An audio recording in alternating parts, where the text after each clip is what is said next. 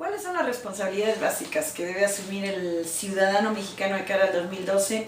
Yo creo que el primer problema radica en ubicar esas responsabilidades de un ciudadano de cara nada más al proceso electoral. Yo creo que precisamente en el momento en que nos contemplamos nada más como ciudadanos votantes, estamos eliminando una parte fundamental de lo que es el papel o nuestro rol como ciudadanos. Indudablemente de cara al 2012 tenemos una obligación fundamental o tenemos una responsabilidad fundamental con respecto a lo que es el propio proceso electoral y lo que es el día de las elecciones. Ahí esa responsabilidad está ubicada de entrada en el hecho mismo de ir a votar. Cada quien con sus propias preferencias, cada quien con sus opciones, pero sin lugar a dudas tenemos un papel fundamental a la hora de decidir quién va a ser nuestro gobernante, quiénes van a ser nuestros legisladores que nos van a representar en el Congreso.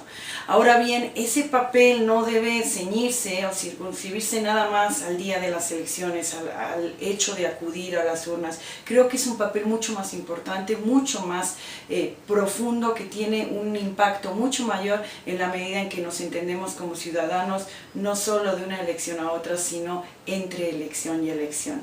¿A qué me estoy refiriendo? Me estoy refiriendo, a todo lo que supone el proceso previo al día de la elección, en términos o desde la perspectiva de llegar a las urnas con información suficiente para emitir ese voto.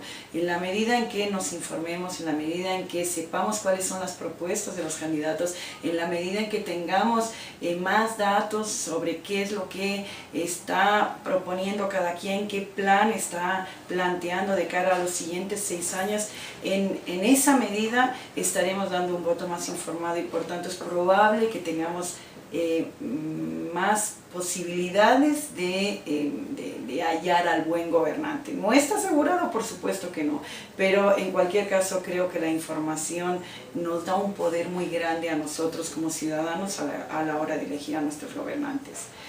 Además, no es nada más que vamos a hacer de aquí al 2012 informándonos sobre, primero, quiénes van a ser esos candidatos, segundo, cuáles van a ser sus propuestas, sino también, insisto, lo que ocurre entre elección y elección. Y yo creo que ahí es donde tenemos el mayor déficit en cuanto a nuestras funciones como ciudadanos. ¿Y cuál es ese déficit? Que en realidad emitimos nuestro voto y dejamos que los gobernantes hagan prácticamente lo que quieran de una elección a otra. Les damos un cheque en blanco. Y ese cheque en blanco es peligrosísimo, porque si no les exigimos una rendición de cuentas, pues, digamos, van a hacer lo que quieran, llegará la siguiente elección, se votará por el mismo, o sea, por el candidato del mismo partido, no mismo partido, pero en realidad no nos están diciendo qué se ha hecho con ese, digamos, capital político que es el voto que le hemos dado. Entonces, creo que lo más grave, insisto, no es por quién votemos o por quién no votemos, sino cómo vamos a exigir, una vez votemos, cómo vamos a exigir a nuestros gobernantes que nos rindan cuentas. Sin lugar a dudas, desde mi punto de vista, esa es la responsabilidad fundamental de un ciudadano, mucho más que el mero hecho de ir a votar, que también es importante, pero insisto que hasta ahora hemos visto la democracia demasiado enfocada en las elecciones y muy poco enfocada en el ejercicio del poder. Lo primero que habría que hacer es exigir o pedir una rendición de cuentas sobre lo que ha sido el papel de nuestros gobernantes en los últimos 6 años.